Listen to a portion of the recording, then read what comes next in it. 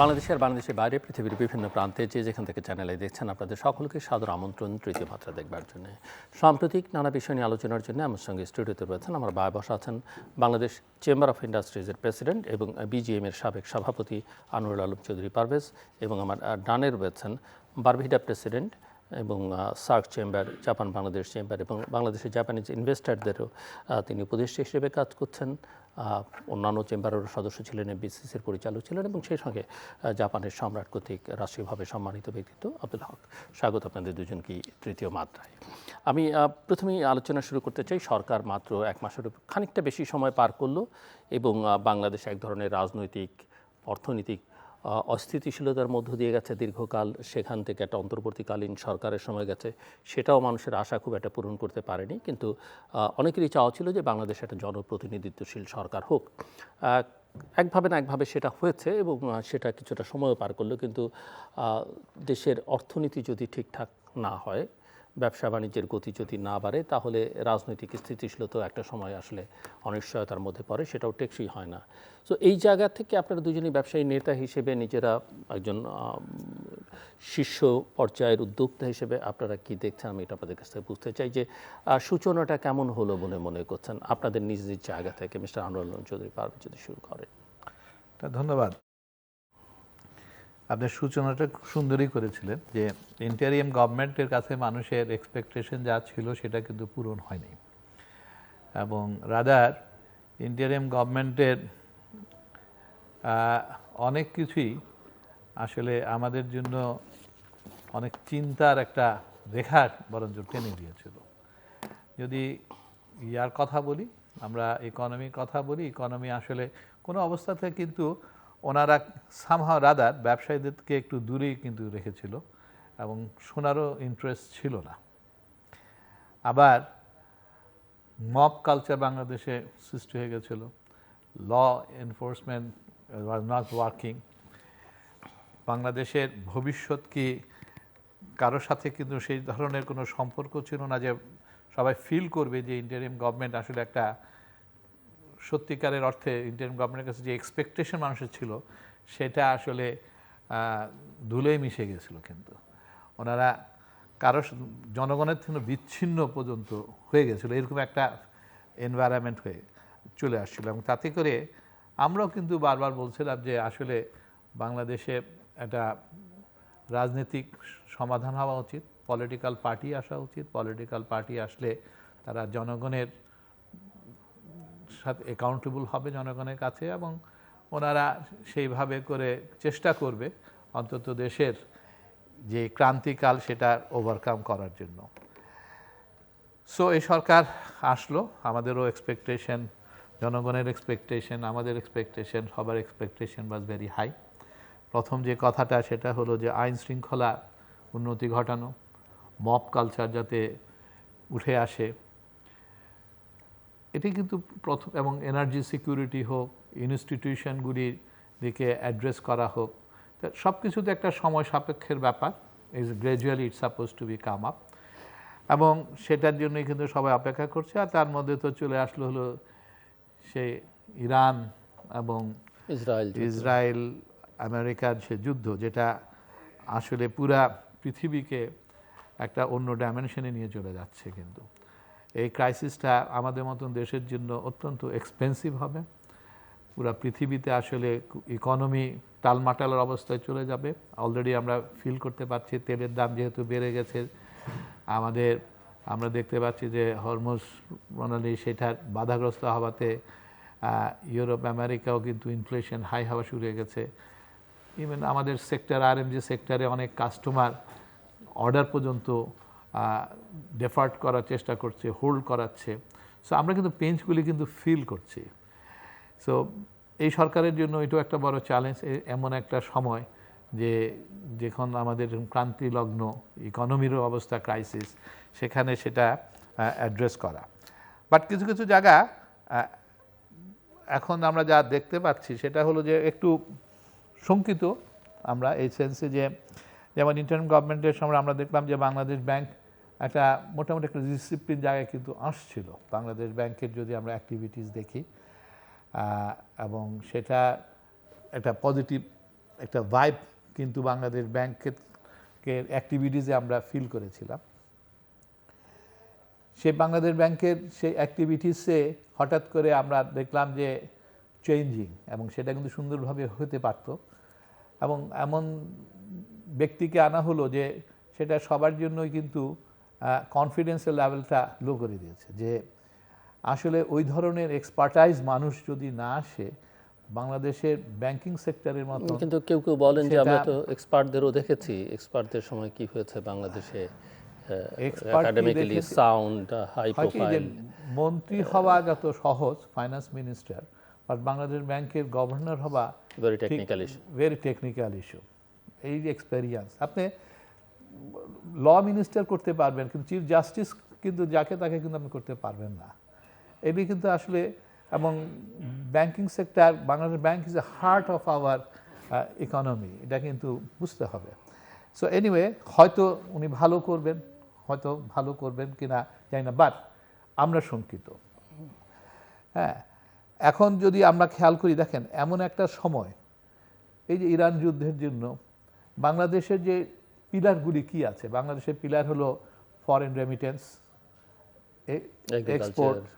Export হলো RMG sector, আর এটা হলো এগ্রিকালচার সেক্টর।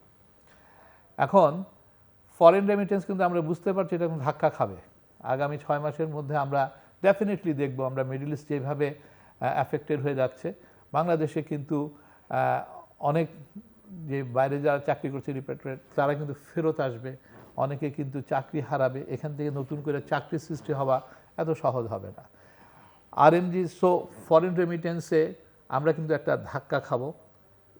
আমরা যদি আরএমজি এক্সপোর্টের কথা বলি, আমরা গার্মেন্টস সেক্টর এমনিই কিন্তু গত 8 মাসে আমরা দেখতে পাচ্ছি এটা গ্র্যাজুয়ালি কিন্তু it is slowing down, export কিন্তু নেগেটিভ গ্রোথ, এবং এটা আগামীতে কিন্তু আরও নেগেটিভ হবে, এটাই স্বাভাবিক চিত্র।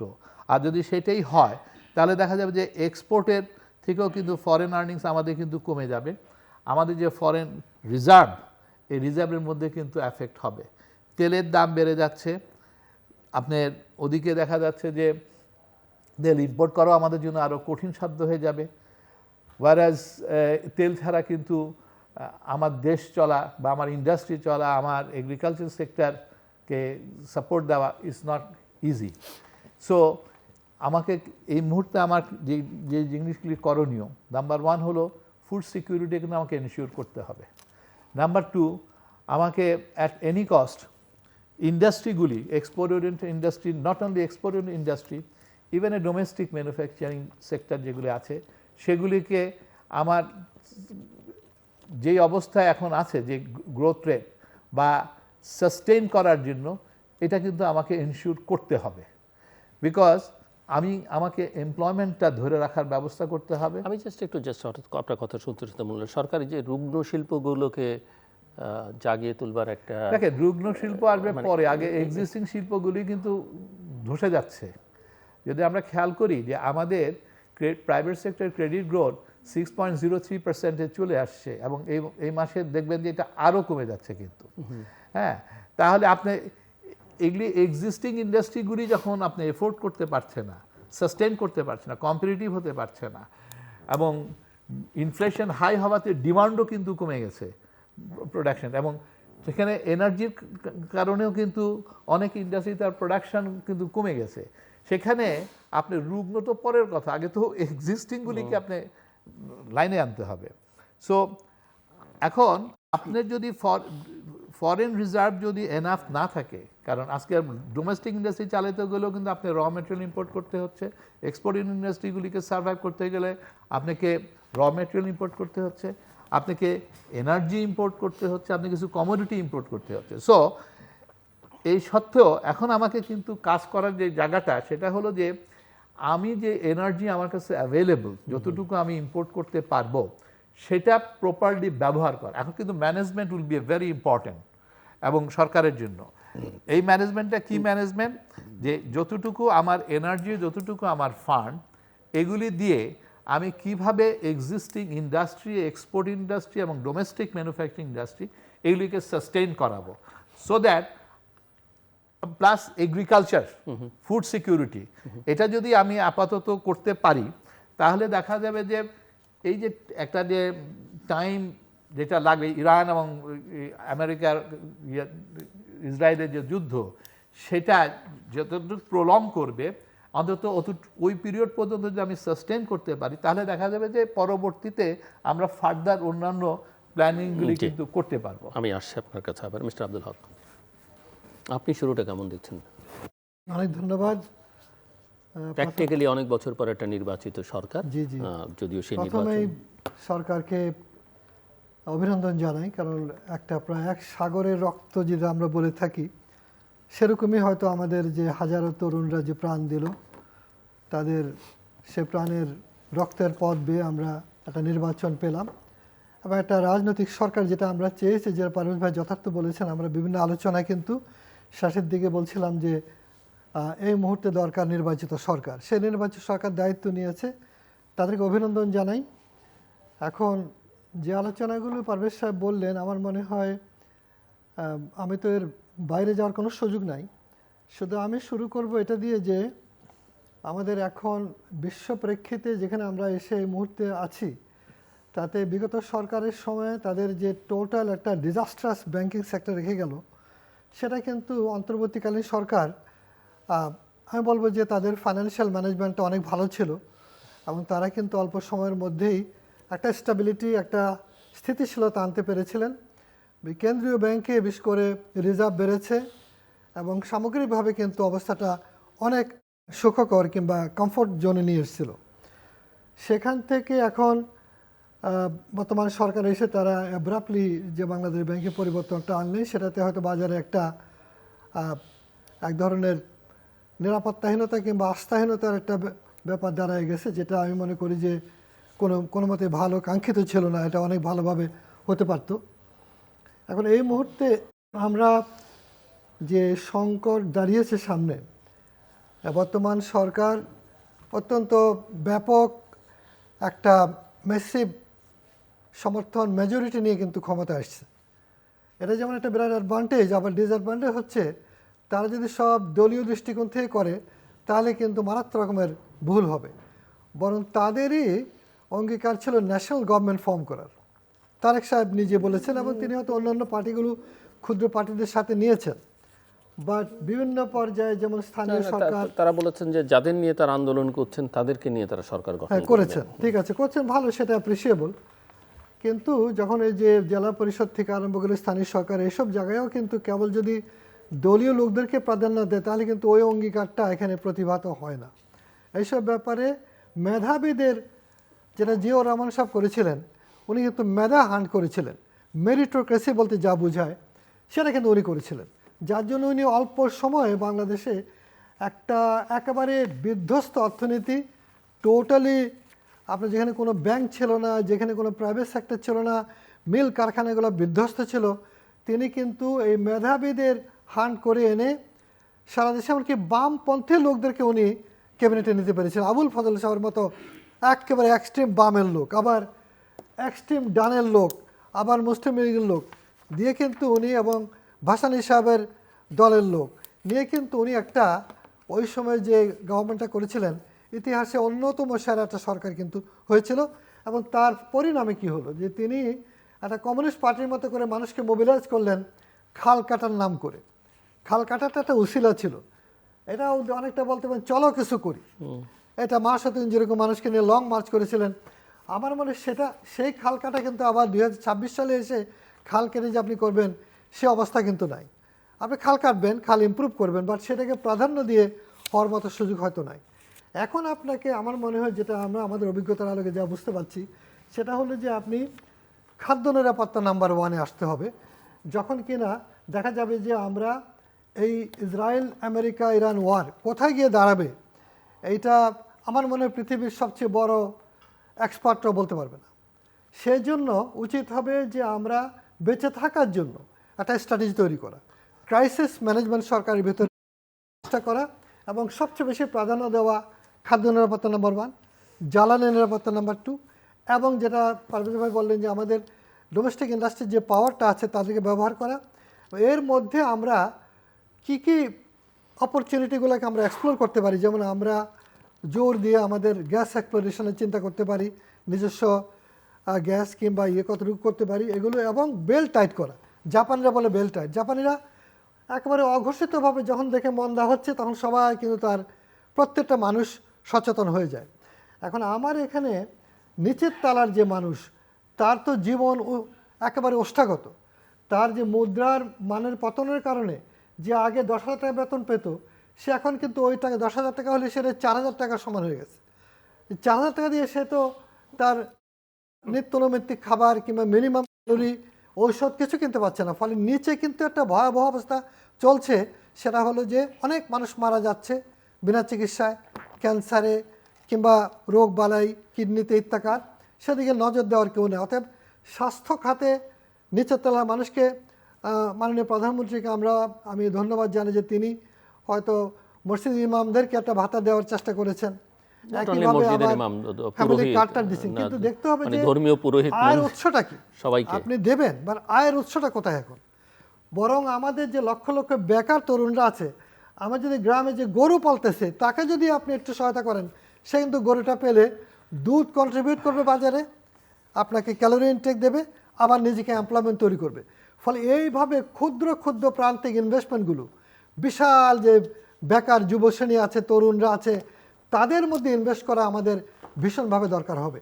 অতএব একটা ন্যাশনাল ক্রাইসিস ম্যানেজমেন্ট, ওনারা তো বলেছেন ওনাদের নির্বাচনী অঙ্গীকারের মধ্যে কর্মসংস্থানের একটা জি বড় নাম্বার আচ্ছা, কিন্তু সেটা তো এখন বিশ্ব প্রেক্ষিতে যে অবস্থা দাঁড়িয়েছে, স্বপ্নতে এই সময় হয়তো পারবেন না।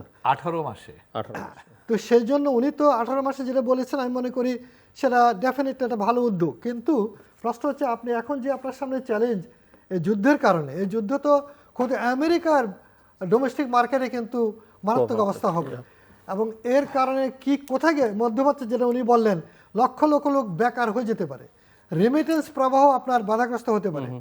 তাহলে আপনি সার আমদানি করছেন, আপনি কিন্তু কমোডিটি আমদানি করছেন, আপনি বিভিন্ন এমনকি খাদ্যদ্রব্য আমদানি করতে হচ্ছে। অর্থাৎ খাদ্য যাতে আমদানি করতে না হয় সেদিকে নজর দেন। আপনি যদি রেমিটেন্স কমে যায়, এই কম টাকা দিয়ে কীভাবে চলবেন সেটার দিকে নজর দেন। এবং সরকারের যে ব্যয় বাড়িয়েছে বিগত সরকারগুলো, বিশাল, তাদের মানে এক একটা সচিবকে 5,000 স্কয়ার ফিটের লেভিশ সব অ্যাপার্টমেন্ট দিয়েছে, যেটা আমি ব্যবসা হিসেবে চিন্তাও করতে পারি না। এই সব জায়গায় যে ভয়ঙ্কর রকমের ক্ষতিগ্রস্ত করেছে, অভিজাত শ্রেণী তৈরি করেছে, পুলিশের ডিআইজি থেকে আরম্ভ করে মানে আর্মির, তারপরে হলো বিচারকদের যে করেছেন আপনি, এবং বিভিন্ন এজেন্সিকে অনেকগুলা অথরিটি করা হয়েছে যেগুলোর কোনো দরকার নাই। আমি সরকারকে আরেকটা কারণে বলবো যে তিনি কিন্তু মিনিস্ট্রিগুলো ছোট করার একটা অভিপ্রায় নিয়েছেন, যারা অভিনন্দনযোগ্য। যেমন যোগাযোগের অলমোস্ট একটা জায়গায় নিয়ে আসছেন, কিন্তু মন্ত্রী একটা করলে তো হবে না, আকারও ছোট করতে হবে, কোয়ালিটি বাড়ান, মেরিটোক্রেসি আনেন। ফলে আমার মনে হয় যে অনেক কিছু করণীয় আছে আমাদের এই ক্রাইসিস ম্যানেজমেন্ট। এই জায়গায় যে অর্থনৈতিক পুনরুদ্ধারের ইস্যু, এবং আমি যদি এই জায়গায় আপনাদের দুজনের কাছে, যেহেতু আমাদের হাতে খুব বেশি সময় নেই, শর্ট টার্ম কি অ্যাকশন নেওয়া দরকার সরকার, মানে আপনারা কি চান, আপনারা বলতে দেশের জন্য, শুধুমাত্র ব্যবসায়ীদের স্বার্থে নয়, এবং short term, mid term, long term, এইভাবে যদি একটু সাজেশন, মানে কি কতগুলো ইস্যুস, সব বিষয় তো আর সামগ্রিকভাবে পারা যাবে না, বাট মনে করেন যে আপনাদের অভিজ্ঞতার আলোকে, এবং যেহেতু আপনারা গ্রাউন্ডে কাজ করছেন, গ্রাউন্ড রিয়ালিটিটা আপনাদের অনেক জানা। দেখেন, নাম্বার 1 হলো, এবং আমি যত জানি বিসিআই তো অনেক রকমের স্টাডিও করছেন আপনারা। আইন শৃঙ্খলার উন্নতির কোনো বিকল্প নাই। আইন শৃঙ্খলা আর মানুষের মানে নিরাপত্তা কিন্তু অত্যন্ত ইম্পর্টেন্ট। মব কালচার কিন্তু বাংলাদেশ থেকে যায় নাই। আমরা কিন্তু সেদিনও দেখলাম, আমরা বাংলাদেশ ব্যাংকেও মব কালচার দেখলাম, আমরা সেদিন একটা মার্কেটের মধ্যেও কিন্তু দেখলাম। This are mob culture. কিন্তু আমরা এগুলি কিন্তু আসলে শেষ হতে হবে। সেকেন্ড হলো যে banking sector is a very important, এবং ব্যাংকিং সেক্টরটা স্ট্রেনথেন কীভাবে করা যায় সেদিকে কিন্তু সরকারকে কিন্তু তাকাতেই হবে। ক্লাসিফিকেশন এইভাবে করে আর হতে দেওয়া যাবে না। এবং অন দ্য আদার হ্যান্ড, যে কস্ট অফ ফান্ড যেটা হাই হয়েছে, সেটা এই ফান্ডে কিন্তু কোনো ইন্ডাস্ট্রি ভায়াবল হবে না। তাহলে তার মানেটা হলো আমাকে শেয়ার মার্কেটের দিকে অ্যাড্রেস করতে হবে, এবং শেয়ার মার্কেটে এখন পর্যন্ত কিন্তু সরকার সে ধরনের প্রফেশনাল টিম ওখানে বসানো, এক্সপার্টাইজ, সেটা কিন্তু আমি এখন পর্যন্ত আমি দেখতে পাচ্ছি না। কিন্তু সেই জিনিসটা কিন্তু সরকারকে অ্যাড্রেস করতে হবে। দেখেন, ব্যুরোক্রেসি ছাড়া কিন্তু দেশ চলবে না, এখন যদি দেখা যায় ইন্টারিম গভর্নমেন্টের ফেলিউর পেছনে কিন্তু ব্যুরোক্রেসিকে গুরুত্ব না দেয় এবং তার সঙ্গে এবং সংযোগ তারা না সেই থাকে। 15 বছর 20 বছর রিটায়ার্ড লোককে আয়না সামনে আয়না যার বসানো বর্তমান ব্যুরোক্রেসির সঙ্গে কোনো সম্পর্ক নেই। এটা কোনো সম্পর্ক নাই। সো ওনারা কিন্তু একই জিনিস করতেছে, কিন্তু আমি খেয়াল করে দেখলাম, এবং এই জিনিসটা কিন্তু বুমেরাং হবে। যদি মনে করে ব্যুরোক্রেসিকে বাদ দিয়া দেশে চলবে, এটা কিন্তু ভুল। এবং আমার মনে হয় সেদিকে কিন্তু অ্যাড্রেস করা অত্যন্ত দরকার।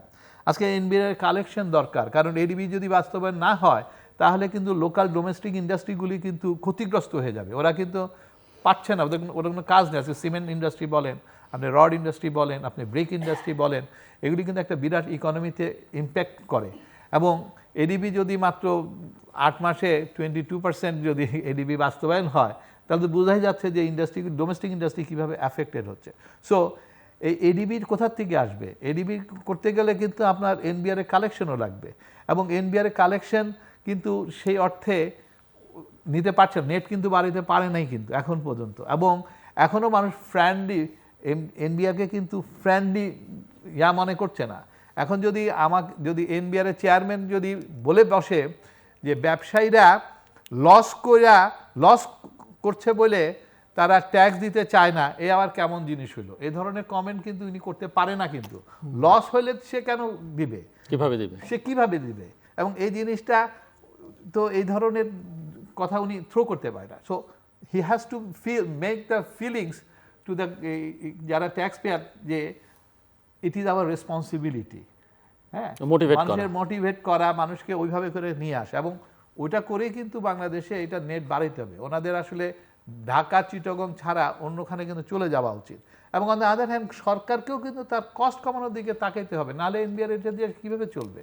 আজকে দেখে যে স্যালারি যদি সরকারের স্যালারিতে যদি ইনক্রিজ হয়ে যায় মোর দেন ডাবল, তাহলে হোয়াট ইট ইজ, বরঞ্চ আমার ব্যুরোক্রেসি স্কেলিটনকে আরও কেমনে কমানো যায়, ছোট করা যায়, এবং এফেক্টিভ করা যায়, এবং বরঞ্চ ওদেরকে পয়সা বেশি দিয়া এটাকে যদি ছোট করে নিয়ে আসা, তাহলে দেখা যায় যে আগের যে কস্ট সেটার মধ্যেই কিন্তু আমি থাকতে পারি, চলতে বরঞ্চ কমবে। ওই জায়গা কিন্তু কেউ অ্যাড্রেস করছে না, কিন্তু সাহসী করতেছে না, এবং this is not fair enough. আমাদের কিন্তু মনে রাখতে হবে যে energy is a very important, এবং এনার্জি নিয়ে খেলা, এবং এনার্জি খালি সাবসিডি এসব চিন্তা করা, এবং এটা আমি মনে করি যে এটা সরকারকে কিন্তু একটা এগ্রেসিভ একটা পলিসির মধ্যে যাওয়া উচিত, এবং এনশিওর করা উচিত এই ইন্ডাস্ট্রিকে অন্তত, যে এটা রেট এবং এই কোয়ান্টিটি কিন্তু পাওয়া যাবে। এবং অল্টারনেটিভ এনার্জি কি, সোলারের জন্য, ওটার জন্য কী ধরনের এগ্রেসিভ নেওয়া যায়, সেই জায়গাগুলি কিন্তু সরকার ব্যবসায়ীদের সাথে বসে, সরকার একসাথে বসে কিন্তু এই কাজগুলি করা যায়। এবং on the other hand coordination is a very important. এইসব টাইমে যখন ক্রাইসিস হয় তখন কিন্তু এই আজকে এনার্জি ইজ এ ক্রাইসিস, এবং এনার্জিটা কিন্তু ইন্ডাস্ট্রির সাথে রিলেট করে, এগ্রিকালচারের সাথে রিলেট করে, জনগণের পাওয়ারের সাথে রিলেট করে, এবং এদের সবার সাথে যদি একটা কোঅর্ডিনেশন না থাকে, এবং সেই অনুযায়ী যদি চাহিদা, ওই অনুযায়ী যদি সেই চাহিদা এবং সেটা ডিস্ট্রিবিউশন, এটা যদি ব্যানার চক আউট না করে, তাহলে কিন্তু আগানো খুব ডিফিকাল্ট হবে। মনে রাখতে হবে যে বাংলাদেশের ভবিষ্যৎ, বাংলাদেশ ইকোনমি কিন্তু স্টাক হয়ে গেছে। আমরা কিন্তু ডিপেন্ডেন্ট হলো এগ্রিকালচার, ফরেন রেমিটেন্স এবং আরএমজির কিন্তু আই জাস্ট সেড ইট, আমাদের গ্রোথ কিন্তু আই ক্যানট সি অ্যাটলিস্ট এই বর্তমান অবস্থায়, যেটা চায়না বলে ইরান এবং রাশিয়া, ইরান আর আমেরিকা এবং ইসরায়েলের যে যুদ্ধ, এটা যদি আরও কিছুদিন প্রলং করে, ডেফিনেটলি আরএমজি সেক্টরে কিন্তু গ্রোথ আমি খুব একটা বেশি দেখব না। কিন্তু তাহলে আরএমজি এবং রেমিটেন্স যদি আমার অ্যাফেক্টেড হয়ে যায়, তাহলে আমার বিকল্প কিন্তু আমার ডোমেস্টিক ইন্ডাস্ট্রি, এবং আমার ডোমেস্টিক ইন্ডাস্ট্রিগুলি তো ওকে এনার্জি দিতে হবে, এবং ওকে সাস্টেন করানোর জন্য যত ধরনের পলিসি আছে সব পলিসি কিন্তু সাপোর্ট দিতে হবে। এবং সাপোর্ট তখনই দিতে পারবে যখন সরকারের সেই ধরনের ইন্টিগ্রেটেড পলিসি থাকবে, ইনক্লুসিভ করেই কিন্তু এই ইন্টিগ্রেটেড পলিসি কিন্তু করতে হয়, এবং ট্রান্সপারেন্ট, এবং এটা time to time it has to be change. এবং সরকারকে একটা, এবং এর সাথে কিন্তু আরেকটা অ্যাড হয়ে গেছে, সেটা হলো ইউএস ট্রেড এগ্রিমেন্ট।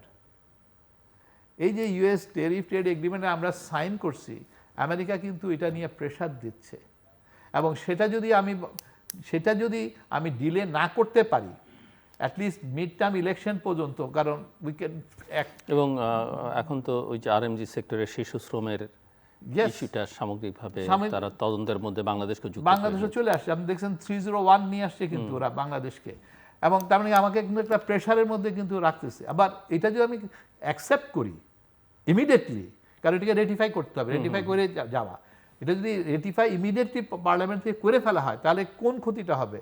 আমার যে চায়নার সাথে যে আমার একটা রিলেশনশিপ, চায়না থেকে যে ইন্ডাস্ট্রি রিলোকেট করে বাংলাদেশে আসার যে সুযোগ, সেটা কিন্তু আমি ইউজ করতে পারবো না, কারণ ওখানে কিন্তু সেই রেস্ট্রিকশনটা কিন্তু রয়ে গেছে কিন্তু।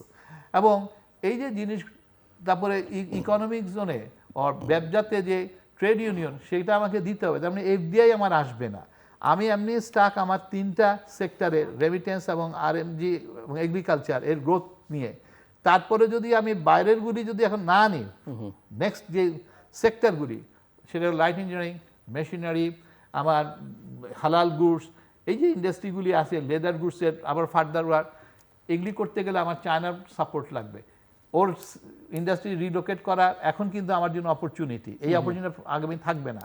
এখন আমেরিকার এটা করতে গেলে ওইটা করতে পারবো না, আবার ওইটা আনতে গেলে আমেরিকার করতে, তাহলে এই টাইমে আমাদের একটা ইকোনমিক কাউন্সিল একটা ডেভেলপ করা উচিত, এবং এই ম্যানেজমেন্টটা খুব কঠিন। খুব কঠিন।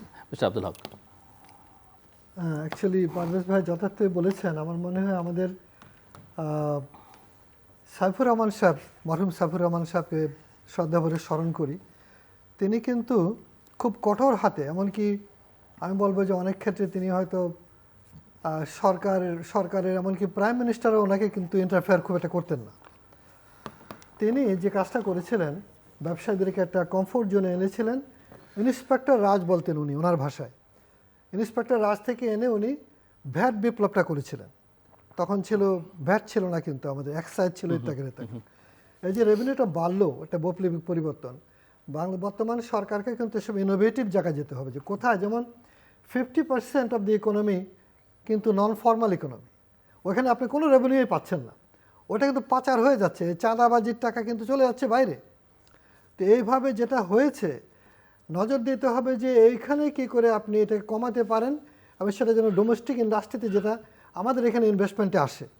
আবার এফডিআইকে ইজি করার জন্য অনেকগুলো সংস্কার দরকার, যেটা আমরা বহু আগে থেকে বলছিলাম। অনেকগুলো সংস্কার কমিশন করা হয়েছে, কিন্তু এটা অনেকটা অশ্বডিম্বের মতো, তেমন তো আমরা ফল দেখি নাই। যেখানে বলা হচ্ছিল যে একক ইনভেস্টমেন্ট এজেন্সি, যেটা ভিয়েতনামের মতো কান্ট্রি, কমিউনিস্ট কান্ট্রি করেছে, জাপানকে দেখে, কোরিয়াকে দেখে, মালয়েশিয়াকে দেখে, ব্রিটেনকে দেখে, আমরা কিন্তু অনেক আগে শুরু করেও করতে পারি নাই। কারণ আমাদের এখানে যাদেরকে দায়িত্ব দেওয়া হয় তারা আমলাতন্ত্র এটা ভয় পায়, কিংবা তারা এইসব জায়গায় হাত দিতে চায় না, তারা কমফোর্টেবল মনে করে। কিন্তু এখানে দরকার প্রফেশনাল লোকদেরকে দরকার, যারা ইনভেস্টমেন্ট বুঝবে, যে আপনি আসলে বুঝবে what can I do for you sir, এইভাবে আগায় যাবে। এখানে তো আপনি একজন ডিসিকে যদি বসায় দেন, তিনি তো ডিস্ট্রিক্ট লেভেলে গভর্নর ছিলেন, তো তার তো ট্রেনিংই নাই। ফলে তাকে প্রথম তার আগের ট্রেনিং ছুঁড়ে ফেলে দিয়ে তাকে নতুন করে ট্রেনিং করতে হবে, যে তুমি ওয়েলকাম করবা, ফ্যাসিলিটেটর হিসাবে কাজ কর, নট অ্যাজ অ্যান অ্যাডমিনিস্ট্রেটর। এই জায়গাগুলোতে কিন্তু সংস্কারের ব্যাপার আছে, আমি মনে করি এটা জড়িত করা। দেখি সর্বপ্রথমে এই মুহূর্তে যে সংকট, এই সংকটের জন্য জাতীয় সংকট কাউন্সিল কিংবা এরকম একটা করা দরকার। সেখানে খাদ্য নিরাপত্তা প্রথমে, তারপরে যে রেমিটেন্স প্রবাহ যদি বাধাগ্রস্ত হয় তাহলে কী করতে হবে, এবং জ্বালানির ব্যাপারে ডোমেস্টিক ইন্ডাস্ট্রিকে আমরা মোবিলাইজ করা জন্য কী কী করা যায়, যেগুলো ইন্ডাস্ট্রি অনেকগুলো বন্ধ হয়ে আছে, তাকে কি সহায়তা দেওয়া যেতে পারে, সে যাতে আসে। এবং যেমন চায়না থেকে কিংবা অন্য জায়গা থেকে যে ইন্ডাস্ট্রিগুলো রিলোকেট হইতে পারে, সেই জায়গাগুলোতে নজর দিয়ে আমাদের বিশাল জনগোষ্ঠী আছে তাদেরকে স্বল্পকালীন 6 মাস, 9 মাস, 1 বছর, 2 বছর ট্রেনিং দিয়ে আমরা যেন এই ধরনের, আমার মনে হয় কাজগুলো করলে পর আমরা এইখানে হয়তো এই একটা বিশাল যে সংকট সামনে আছে তা মোকাবেলা করতে পারবো।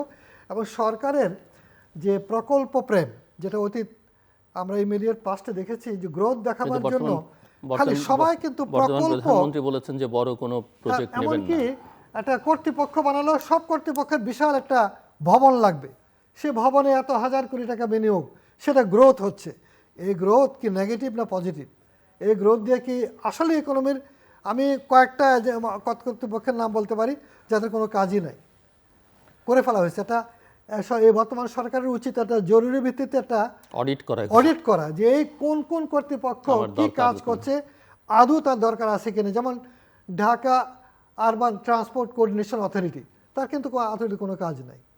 বিআরটিএ করছে, ভেহিকেল লাইসেন্স দিচ্ছে, ফিটনেস দিচ্ছে, কিন্তু অ্যাক্সিডেন্টের ব্যাপারে তার কোনো ভূমিকাই নাই।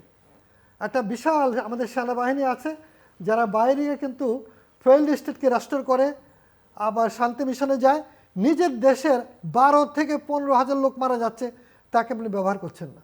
এটা কেমন রাষ্ট্র? যে এটা কেমন রাষ্ট্র বলেন? অতএব মানুষের জীবনকে তো আমরা মূল্যায়ন করছেন না। আপনি এই যে টোটাল একটা অরাজক অবস্থা আছে পরিবহন সেক্টরে, যেটা বর্তমান প্রধানমন্ত্রী কিন্তু ইতিমধ্যে এসেই তার এই প্রথম 1 মাসে তিনি বলেছেন, আমি অ্যাপ্রিসিয়েট করি। কিন্তু সেখানকার এইটাকে আপনাকে তো এখানে অনেক রকমের এক্সপার্টদের লাগবে। আপনি এখানে যে বিশাল একটা অঘোষিত চাঁদাবাজি আছে, হাজার হাজার কোটি টাকার চাঁদাবাজি, তাদের কারণে কিন্তু অনেক কিছু করা যাচ্ছে না।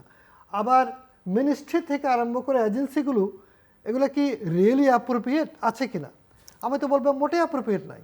মিনিস্ট্রিতে কিন্তু ট্রান্সপোর্টের যে প্ল্যানার, ট্রান্সপোর্টের ইকোনমিস্ট, ট্রান্সপোর্টের চিন্তা, ট্রান্সপোর্ট অ্যাক্সিডেন্ট ম্যানেজমেন্ট কিচ্ছু কিন্তু নাই। ফলে আমরা আমাদের অভিজ্ঞতার আলোকে বলতে পারি এইসব জায়গায় অনেক রকমের পরিবর্তনের সুযোগ আছে। এবং এই যে বর্তমান সংকট আমাদের সামনে, সেখানে আমাদের এইটাকে সামনে রেখেই কিন্তু বড় রকমের সরকার করতে পারে। সরকার অনেক পাওয়ারফুল গভর্নমেন্ট, কারণ সরকারের উপরে জনগণের ম্যান্ডেট, তারা যেভাবে হোক তারা কিন্তু 200-র উপরে আসন নিয়ে সরকার এসছেন। ওদের পাওয়ারফুল গভর্নমেন্ট, তারা কিন্তু ইচ্ছা করলেই অনেক সিদ্ধান্ত নিতে পারে যেটা অ্যাডমিনিস্ট্রেটিভ গভর্নমেন্ট কিংবা কোনো গভর্নমেন্ট, এমনকি সামরিক গভর্নমেন্টও পারে নাই।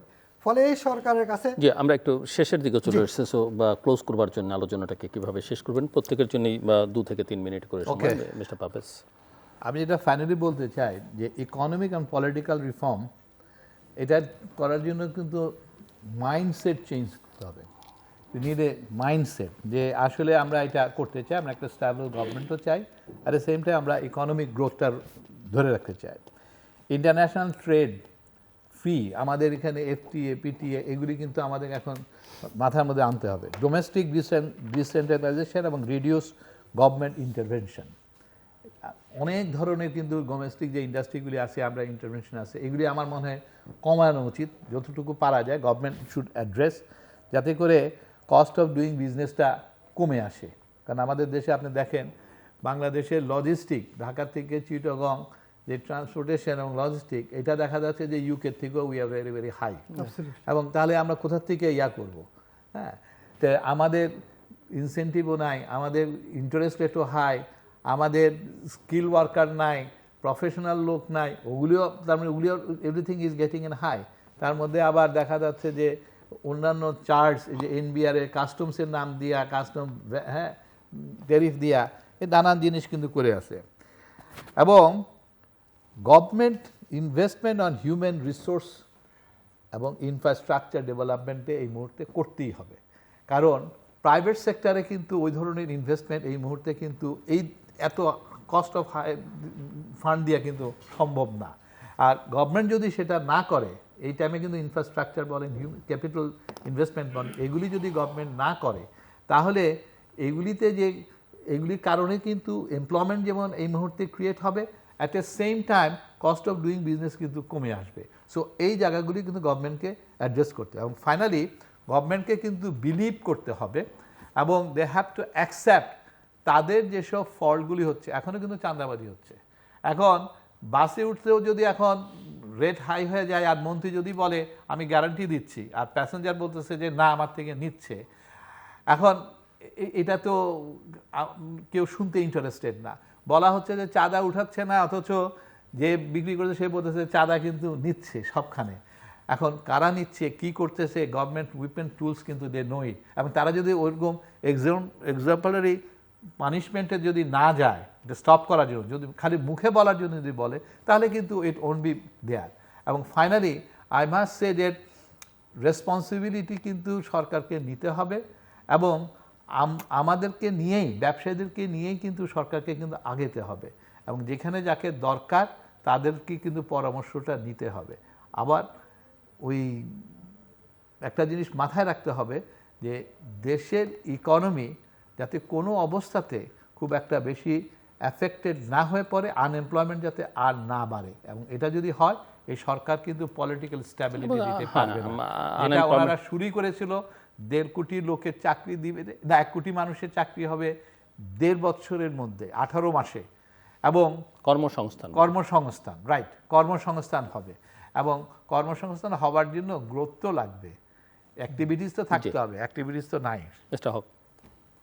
অবভিয়াসলি অ্যাকচুয়ালি আমি মনে করি যে জাতির উন্নয়নে, অর্থনৈতিক উন্নয়নে যে অবকাঠামো যেগুলো দরকার, ইনফ্রাস্ট্রাকচার, সেটা অবশ্যই হতে হবে, কিন্তু সেটা কীভাবে হবে? বিগত সরকারের সময় তারা যেভাবে ব্যাংক থেকে ধার করে কিংবা কমার্শিয়াল রেটে অ্যাবসলিউটলি হতে হবে BOO, build operate own and operate, অথবা BOT, build own and transfer. সরকারের সাথে যেমন জার্মানি আগে পাকিস্তান আমলে যেমনটা হয়েছিল, যে ইন্ডাস্ট্রিগুলো হয়েছিল পিপিপি আকারে, এইসব, যেমন আমাদের যমুনা ব্রিজের যে মডেলটা এরশাদ সাহেবের সময় হয়েছিল, সেটা কিন্তু একটা সাকসেসফুল মডেল। দেশের উপরে, ইকোনমির উপরে চোট পড়ে নাই, মানুষের উপরে ভাগ করে দেওয়া হয়েছে, এবং এইসব এবং অপ্রয়োজনীয় প্রকল্প টোটালি পরিহার করা। কোনো মিনিস্ট্রি কিংবা এজেন্সি অপ্রয়োজনীয় প্রকল্প দিলে তার বিরুদ্ধে পানিশমেন্ট দেওয়া। তারপরে হলো আপনার নাম্বার 1-এ আসা উচিত গভর্নেন্স, যেটা পারভীন যথার্থ বলেছেন, সেই কালনাটা আমার তীব্র ছিল। গুড গভর্নেন্সের জন্যই কিন্তু সরকারগুলো মার খেয়েছে, জনগণের প্রত্যাশা বারে বারে পুরো হয়নি। মনে রাখতে হবে, বাংলাদেশের জনগণ কিন্তু সরকার হাঁটানোর কৌশলটা শিখে গেছে। তারা কিন্তু সরকার কীভাবে হাঁটাতে হয় 5ই আগস্টে তারা সেটা জেনে গেছে। সেই জন্য এখন একটা মেসিভ সমর্থন নিয়ে সরকার এসছে। তাদের একটা অপূর্ব সুযোগ যে তারা এখানে প্রথম গভর্নেন্সে হাত দিয়েই সেটা প্রমাণ করতে হবে, এবং মিনিস্টাররা এরকম কথা বলেই জাস্ট কথা তো চেয়ারে বেসবে না, আপনাকে অ্যাপ্রোপ্রিয়েট রিফর্মগুলো করতে হবে, কাজ করে দেখাতে হবে, এবং আপনার কস্ট অফ ডুইং বিজনেসকে কমাতে হবে। যেমন ধরেন, যেটা পারভেজ ভাই বললেন, এখানে কিন্তু চিটাগং থেকে ঢাকা কিংবা দেশের ভিতরে একটা কন্টেনার আনার ভাড়া পৃথিবীর যে কোনো জায়গার চেয়ে বেশি। কেন এটা হবে?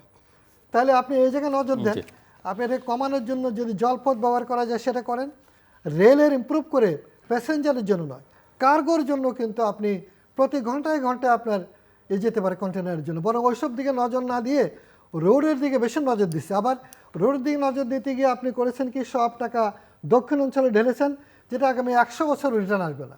আপনাদের ঢাকা চিটাগং ইকোনমিক করিডোর সেটাকে, যেটা জাপানিরা বহু আগে থেকে বলেছিল, আমার মনে হয় এফডিআই আনা এবং জাপানের সাথে কিন্তু ইকোনমিক পার্টনারশিপ এগ্রিমেন্ট করেছে। এগুলোর বেনিফিটটা আমরা যত তাড়াতাড়ি নিতে পারি, যাতে আমরা এই সংকটকালীন সময়েও যদি নিতে পারি। আমার মনে হয় যে প্রাইভেট সেক্টরকে কনফিডেন্সে আনা, প্রাইভেট সেক্টরে যেমন ফেডারেশন চেম্বারে প্রায় 19 মাস হতে চললো কোনো কমিটি নাই, তাহলে একটা যে অ্যাপ্রোপ্রিয়েট অ্যাডভোকেসি করা হবে সরকারের, আমলাতন্ত্র কৌশলে কিন্তু সেটাকে অ্যাভয়েড করে তারা নিজেরা সব করেছে। কি করেছে, তার পরিণামে কি দাঁড়াবে, প্রাইভেট সেক্টর উঠে দাঁড়াতে পারবে কি না, আমাদের ডোমেস্টিক ইন্ডাস্ট্রির ক্ষতি হলো না লাভ হলো, আমরা কিন্তু জানিও না। কি কি শব্দ ব্যবহার করছে এগ্রিমেন্টগুলোতে, তার পরিণামে কি দাঁড়াবে, আমি সত্যি শঙ্কিত। জি, ধন্যবাদ মিস্টার আব্দুল হক, মিস্টার আনোয়ারুল আলম চৌধুরী পারভেজ। দর্শক, কথা হচ্ছিল দেশের অর্থনীতি নিয়ে সামগ্রিকভাবে, এবং এর সঙ্গে কর্মসংস্থান, ব্যবসা বাণিজ্য, এগুলো গতি বৃদ্ধি করা, গতি প্রবাহ বৃদ্ধি করে, এবং একই সঙ্গে যে দুর্বলতাগুলোর কথা টেবিলের দু প্রান্ত থেকে ওনারা বললেন, সেগুলোকে ফিক্স না করলে আসলে আমরা সরকারের স্থিতিশীলতা বলি, রাজনৈতিক স্থিতিশীলতা বলি, এবং কর্মসংস্থান তার মধ্যে আরেকটা অত্যন্ত গুরুত্বপূর্ণ বিষয়, সেটা কিন্তু নিশ্চিত হবে না। বরং সরকার সবসময় একটা ঝুঁকির মধ্যে থাকবে, এবং তারা যেহেতু নির্বাচনের মধ্যে দিয়ে ক্ষমতায় এসেছেন মাত্র কয়েকটা দিন, কিন্তু আমার মনে হয় যে এই জায়গাগুলোতে অনেক বেশি অগ্রাধিকার দেওয়া উচিত, এবং প্রাইভেট সেক্টরকে আস্থায় নিয়ে আসলে কাজ করা উচিত, এবং অ্যাটলিস্ট তাদের সঙ্গে ডায়ালগ করা উচিত, আলোচনার মধ্য দিয়ে সিদ্ধান্ত সেটা তাদের পক্ষে যাক কিংবা বিপক্ষে যাক। আমাদের সঙ্গে থাকবার জন্য অসংখ্য ধন্যবাদ, আপনাদের সবার জন্য শুভকামনা।